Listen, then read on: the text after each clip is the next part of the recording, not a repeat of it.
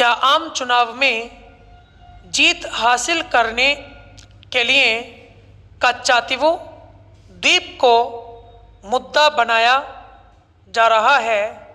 जब 1974 में समुद्री सीमा का समझौता हो चुका है, तब 50 साल बाद 2024 में इस मसले को ऐन चुनाव के वक्त क्यों उठाया जा रहा है?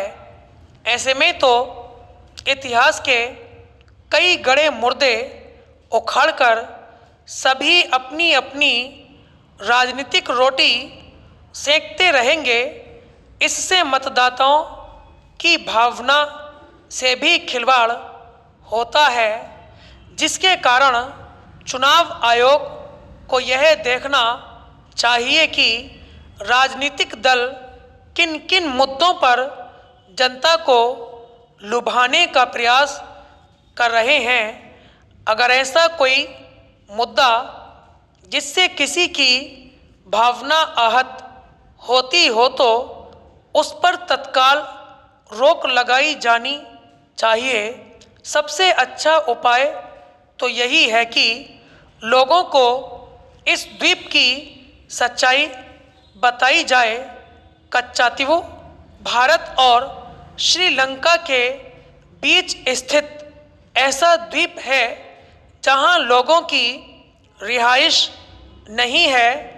यह द्वीप पहले पुर्तगालियों के अधीन था, जिसके बाद ब्रिटिश हुकूमत का यहाँ राज हुआ। चूँकि भारत सरकार ने इस पर अपने नियंत्रण का कभी दावा नहीं किया, इसलिए ब्रिटिश हुकूमत की एशिया उपमहाद्वीप से रवानगी के बाद यह श्रीलंका के पास आ गया। ऐसे में इसे श्रीलंका को देने की बात बिल्कुल गलत है। 1974 के समझौते में भारत ने इस द्वीप पर श्रीलंका के दावे का कोई विरोध नहीं किया था।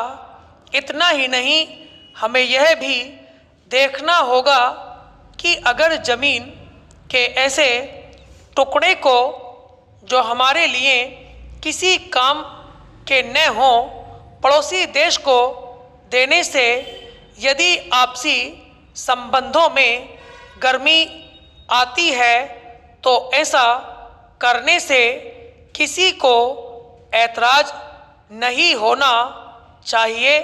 संभवतः इसी कारण मौजूदा केंद्र सरकार बांग्लादेश के साथ भूमि की अदला बदली संबंधी समझौते पर सहमत हो गई थी, जिसे कांग्रेस सरकार ने तैयार किया था।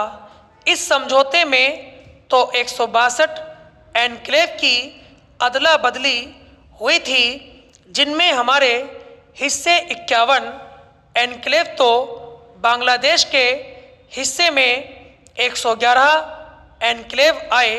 समझौते के तहत अदला बदली की गई ज़मीनों की बात करें तो हमने 17,000 एकड़ भूमि बांग्लादेश को सौंपे, जबकि हमारे पास सिर्फ 7,000 एकड़ भूमि आई।